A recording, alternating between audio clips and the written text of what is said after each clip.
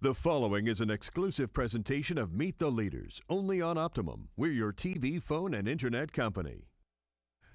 Coming up on Meet the Leaders, what's being done to keep the younger generation living and working on Long Island? We'll find out. Meet the Leaders starts now.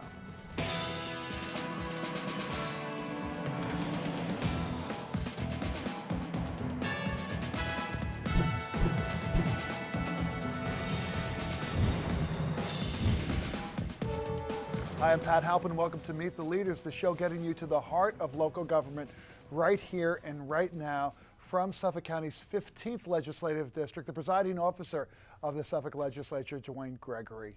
Legislator Gregory, it's great to have you on Meet the Leaders. Thank you, Pat. It's a pleasure to be here. Now, you've been on this show before, but not in your capacity as presiding officer. You were just elected by your colleagues. Congratulations. Thank you very much. It's truly a humbling honor and experience to serve the legislature in this capacity and to have my fellow colleagues support it. Really Well, you've been in the legislature now for how many years? 5 years. 5 years. And you represent a district in the town of Babylon, back in the southwest corner of Babylon. Yes.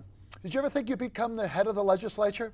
No, it's always something that you kind of think about, but you never know.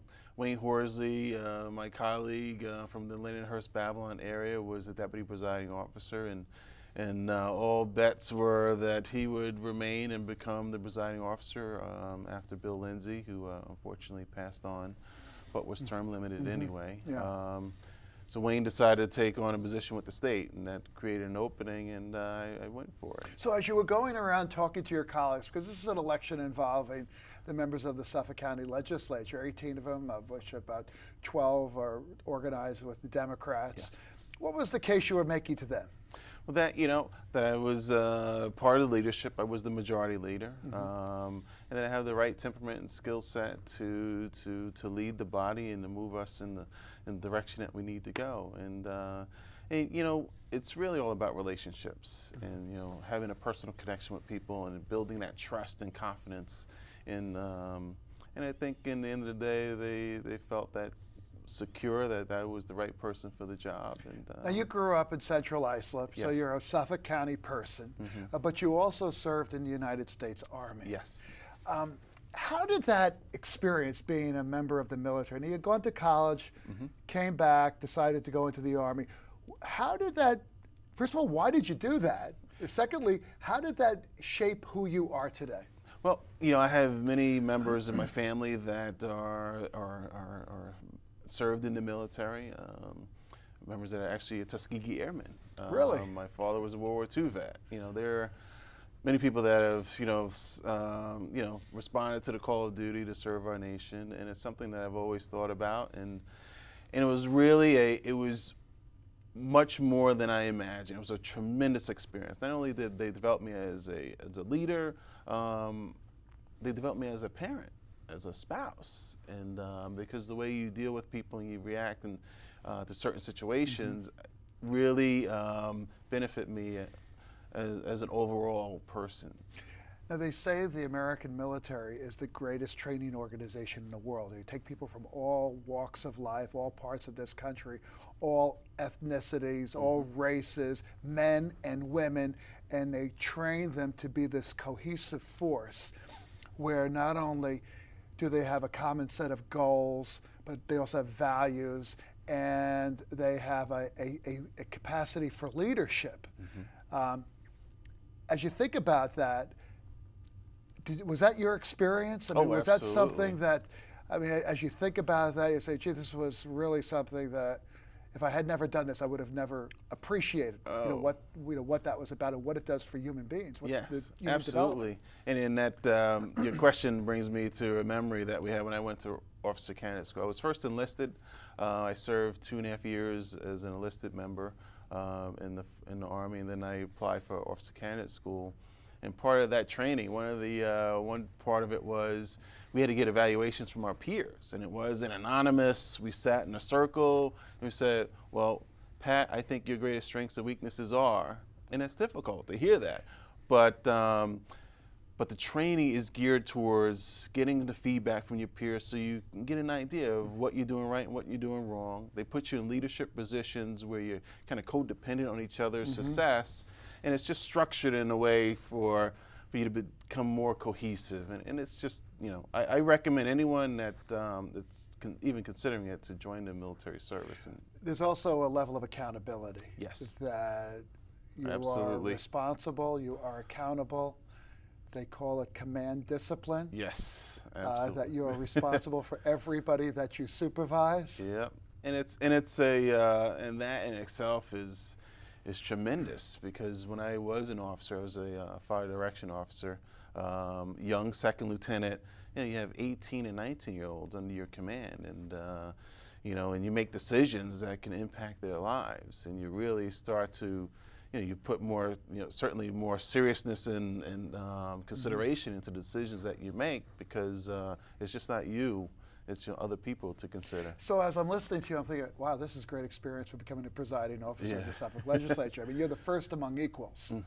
You run the legislature, but your vote doesn't count any more or less than anybody else's. Right. And it's about, you know, it's really about, you know, the person himself or herself. You got to really bring people together, and it's a team atmosphere, and recognize the agenda of what's important for us, and to build a coalition behind that and to move forward. So as a legislator, you have things that are important to your district, Yes. and you have things that are important to the entire county. Right. And a lot of those things overlap, of course. So what would you say are the most important things that you have to deal with now as the presiding officer? Well, you know, always we have to keep in mind the budget. We're still having a difficult budget situation in Suffolk County. But it has improved. It has improved, yes it has, but you know, we're not seeing the sales tax receipts that that you and others experienced years ago. But you know, so we certainly have to watch the bottom line, and we don't, you know, I don't think we're in a position where we'll have any more layoffs or even have to consider that.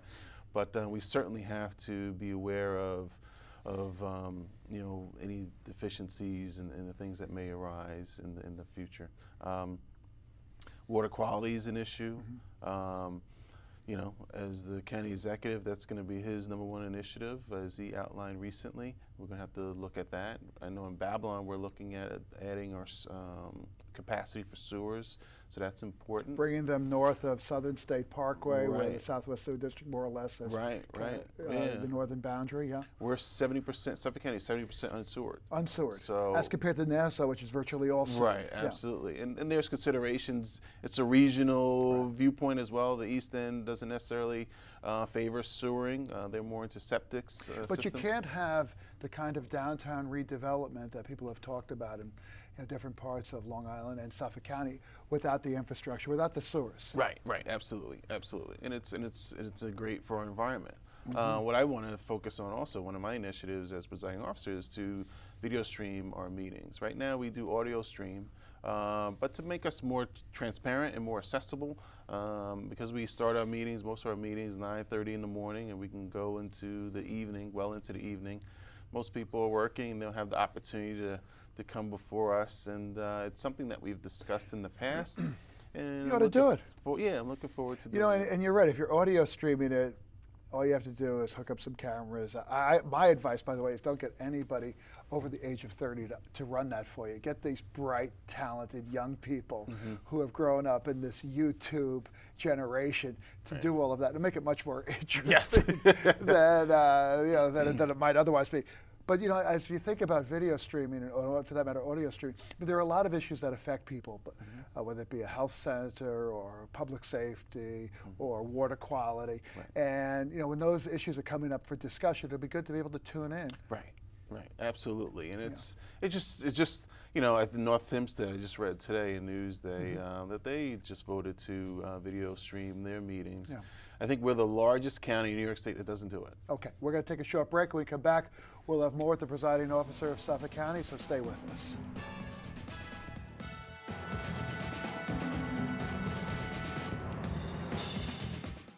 This is the ocean, and this is Kipper. Kipper doesn't live in the ocean, but if she did, this is likely what would happen. This is Sparky, and this is habitat destruction. Boozer doesn't like it. Neither does Fluffy. We wouldn't let this happen to Kipper, Sparky, Boozer, or Fluffy. In the oceans, it's worse. Lacking opposable thumbs, Kipper can't take action, but you can. Visit BeringSeaCanyons.org. Did you get a call from the coach about those kids who were caught drinking? Not our guys. They know better. Yeah, they know better. Heads up, sport. Real kids are curious about alcohol. 40% tried by the 8th grade. Talk early, talk often, get others involved. Yes, ready, ready.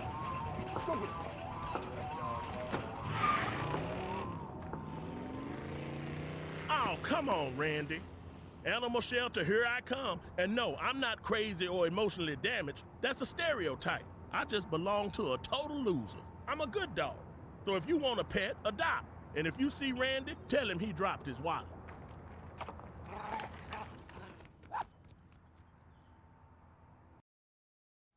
Welcome back to MTL, here with the presiding officer of the Suffolk Legislature, DuWayne Gregory from the 15th District.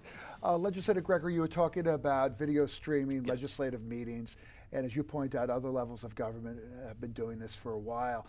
But you're also looking to use the web for other things as a way of improving people's connection to their county government. Yes, one of the things that, excuse me, that I would like to do is to have a web-based constituent management platform. Right now, if you go into my district office, or if you go into, say, for instance, Legislator Clarko's or a number of other legislators' offices, we have our own constituent management data, platforms, whether they're using Access or Outlook or even Excel or Word or whatever the case or whatever may be. Whatever that you do in that office, right? Right, and the problem with that is if someone comes in to talk to one person in the office and they're handling someone's constituent issue, and that constituent comes back or calls the office for an update, and that person that happened to work on that complaint or issue is not there, you know, it's difficult for other aides in the office to kind of give them an update. You know, with this platform, you'll be able to log in. There'll be a way to look at all the updates. Everyone have access to their own to this file, and each office will be segmented from others. So I wouldn't be able to go into someone else's district office, and they wouldn't be able to go into mine. You know, so there's the security protocols there as well. But it's just common sense management practice. And would you be able to use that? As I'm thinking, somebody calls and says, "Look, I'm trying to get a permit from the health department, or I have a question about consumer affairs." Would you be able to use that information to transmit the constituents' information directly to the department? Have you thought about interlinking it? Right. Yeah. We're looking at all to the county agencies, or if there's a question that you have for the first precinct, we have a problem with motorcycles going up and down the street, or cars speeding on our block. Right, absolutely. The technology, email is certainly very convenient, and to be able to do that is tremendous. To email our constituents and giving them an update, they have a file number. You know, I mean, it's just common sense to me, way to manage our constituent services. All right, let's talk about something that we led with, which is doing more to keep young people on Long Island. I mean, that is a huge problem. We just saw a report in Newsday about where people are moving from Nassau and Suffolk County, and for that matter, where people are coming from who are moving to the two counties here on Long Island. But one of the things we know is that there are a lot of young people in their 20s and 30s who are just leaving. Yes. Yeah, and that's not good. That's really serious. Yeah, I've finally come to the realization, and I don't refer to myself as a young person anymore. Right. I'll be 45 on Monday. But for our young people, they're looking for a different lifestyle. You know, we have to make it more affordable for them to stay here. So there are a number of projects, Winance Rising being one. You have the Ronkonkoma Hub, you have Heartland, you have others that are on the drawing boards to move forward, that are meant to attract and keep our young people here. Far too often we hear our young people going away to college. I experienced that. My brother, I have a twin brother, identical twin brother. Many people don't know that, yes. When you campaign, do you send them to one part of the No, district? he's actually living in Utah. Oh my gosh. We both went off to college in North Carolina. We got recruited to play soccer there. I came back. He never did because of the cost of living. He's lived in the South, in North Carolina, in Georgia, and many families experience that because it's the high cost of living here. We have to make it the climate here more affordable for our young professionals. And we also, as you pointed out, have to create communities where people want to hang out. I mean, look, if you're a young person, you really don't want to be living at home if you can afford it. Right. And you certainly don't want to be living in somebody's basement apartment. Right. But when you come home from work, you just don't want to be stuck. Right. Yeah, you want excitement, you know, and we're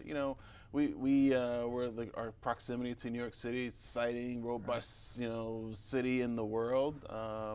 So we hear a lot more people moving to Brooklyn, to other boroughs in the city because it offers that lifestyle for them. It's less expensive.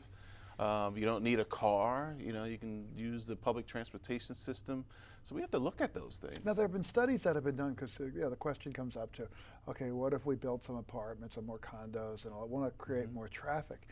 And they say when you locate them near trains and all that, actually you have less cars than you might have if you were living in somebody's two-family house. Absolutely, and we have to kind of change the psyche too. Or the kind of the suburban dream has been, you graduate from college, you get a job, you work and save to buy your own home.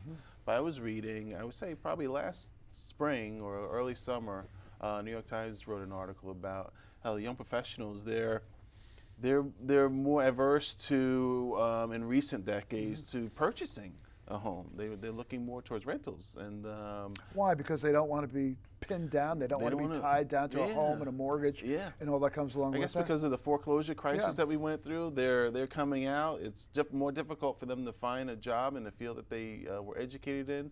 So they're carrying more student loans. So they're delaying, getting married and starting families and purchasing homes. So, the rental market is something that they're looking at very much so. What about job training? They say that there are a lot of jobs that require a level of expertise that are going unfilled because of the lack of qualified people to fill those jobs. Is there something that can be done about that? Absolutely, and that's I think that's where our community colleges really stepped in with Dr. McKay.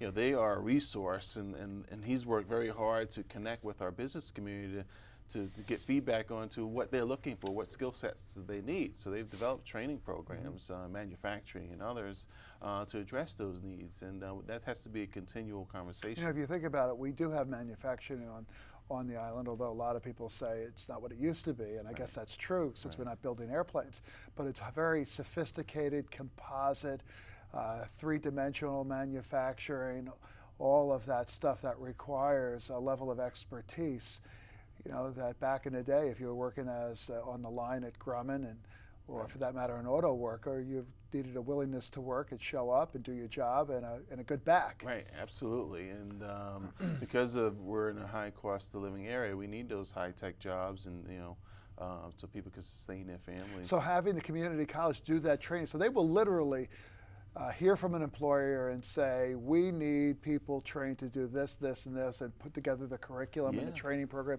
to do that? Yeah, they've been very responsive. They're great, and as you know, they're the largest community college in the New York State SUNY system.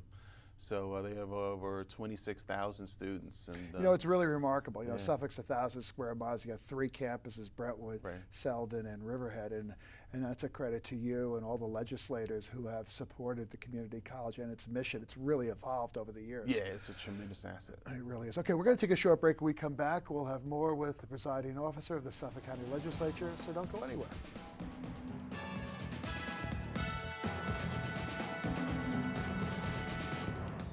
Why should you choose to fly Long Island MacArthur Airport? I'm ISO Town Supervisor Tom Croce, and the answer is clear. Close to home, no lines, convenient parking, a 5-minute shuttle from Long Island Railroad's Ronkonkoma Station, and Wi-Fi is now available at the airport from Optimum. Internet access while you wait for the flight. Long Island MacArthur Airport, the stress-free alternative. Relax, your vacation starts here. You show your smile to the world every day, But nearly 4 out of 5 Americans say they would smile a lot more if their teeth looked better. The good news is, healthy teeth can be safely and affordably corrected at any age. Advances in orthodontics have made the treatment more successful and comfortable than ever. Only orthodontists receive 2 to 3 years of education beyond dental school to learn the proper way to align and straighten teeth. To learn more, visit mylifemysmile.org.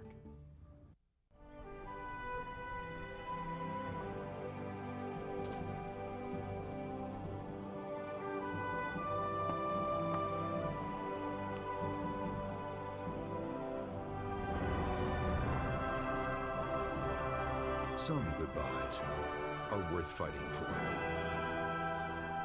Help the Marine Corps Scholarship Foundation honor Marines by educating their children at mcsf.org.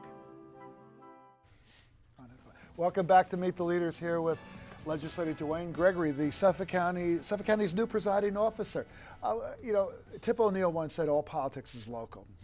And one of the things that you've been doing, in addition to your new responsibilities, is really paying attention to matters in your district.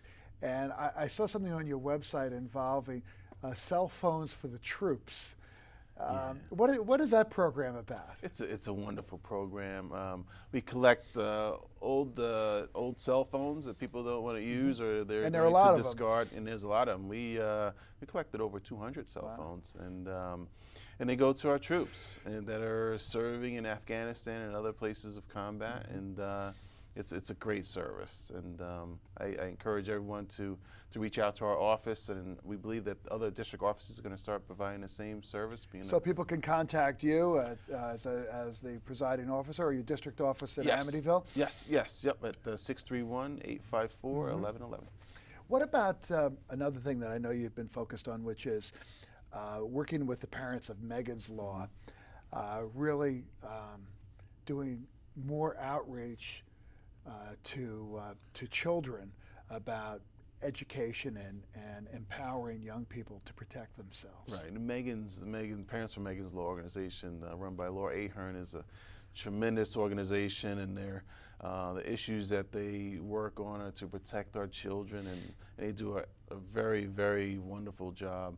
They did a presentation for us. One of many of their presentations that they conduct was for young children to know their body and to know what places are appropriate for an adult or a stranger to touch and not to touch. And it was very informative. We have young people there with their parents, and it is a big fear. It is always a concern with pedophiles and sex offenders, and it's just providing that information for people to what to be aware of is always important. And what's so interesting is all of us occasionally get those notices in the mail, saying that there's somebody who's been convicted living in your neighborhood, and as a result of Megan's Law, school districts are required to alert the neighbors, alert people in their district that this person lives near their certain level sex offender.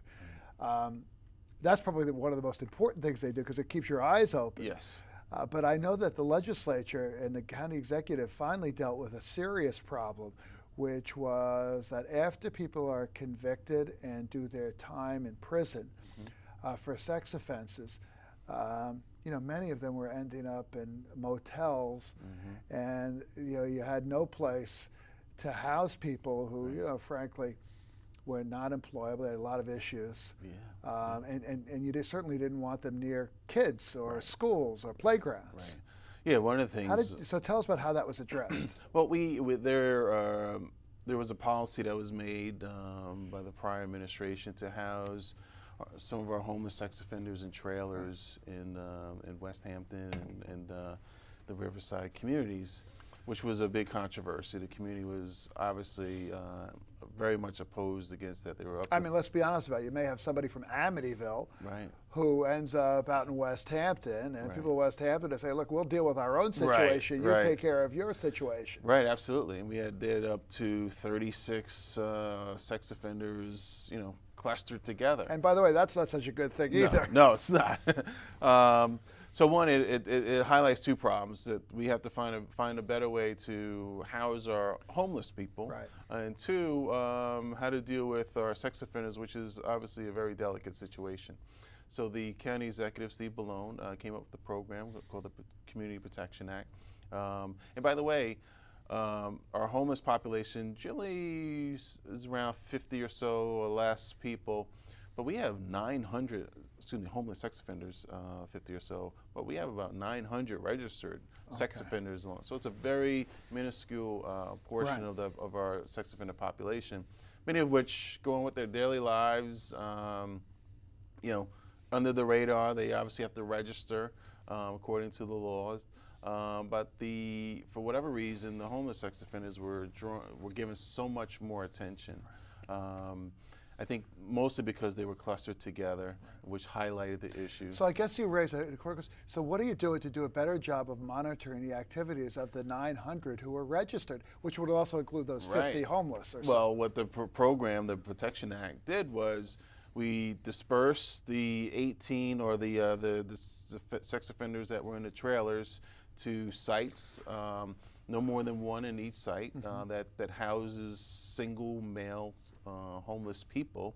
And then we contracted with the Parents for Megan's Law organization to, with the police department to monitor all sex offenders to make sure that, okay, Mr. Smith, who's a sex offender, who's registered at this address, to ensure that that person actually is at that address. Because there were some instances where they were registering at a certain address, but they weren't living there. Right. So we're verifying the records, and now we're sending a message that you're going to abide by the law, and we're going to put you on notice that we're going to monitor and make sure. Which means that if they violate their articles of probation, the conditions of their probation, they could find themselves back in jail. Absolutely, absolutely. But you finally got somebody doing that on a proactive basis as opposed to reacting to an incident, let's say, or a complaint. Yes, and that's very important. So is it working out? Yeah, it's the issue is going away. We certainly don't have the communities of Riverside and West Hampton up in arms, but and you're not hearing about sex offenders walking, aimlessly in the downtowns, which was the case. Which is what they were doing when they were stuck out in the middle of, not far from Riverhead. Right. Yeah. So we're gonna, the police department, and Department of Social Services is very active in where they place these individuals. But I like, more importantly, you're dealing with a larger population. Yes. Because every time you get one of those notices, you say, is anybody keeping an eye on this person? Right, absolutely. And the answer to that question is yes, we are now. That's a great program, and you and the members of the legislature and the county executive, should be applauded for that. I know it's costed a couple of dollars, but those are money's well spent. Yes, it's a public safety issue, and we should, invest our resources to protect the public. Well, and you focus on the people who, frankly, have a high rate of recidivism. Yes. Unfortunately. Yes. Legislator Gregory, it's great to have you here. Great, thank you. We'll have you back soon. We're going to have you back every 6 months to get a report on what's happening in the legislature. Great, thank you. All right, thanks it's been so a pleasure. much. My pleasure. And that's going to do it for this edition of MTL. I'm Pat Halpin, once again helping you meet the leaders.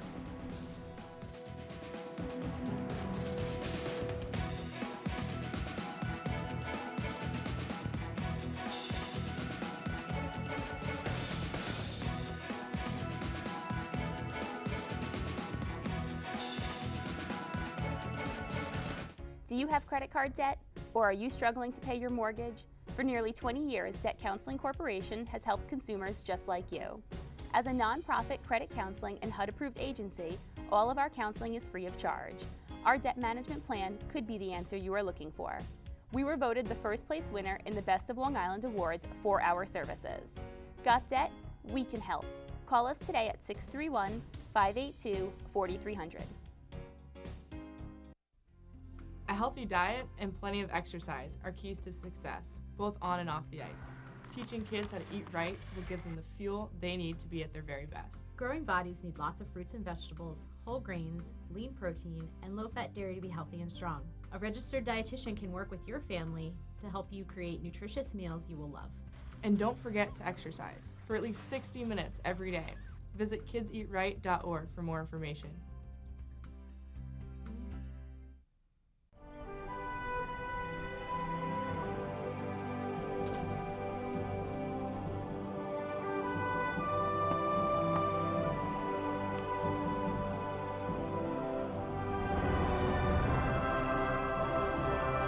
Some goodbyes are worth fighting for. Help the Marine Corps Scholarship Foundation honor Marines by educating their children at mcsf.org.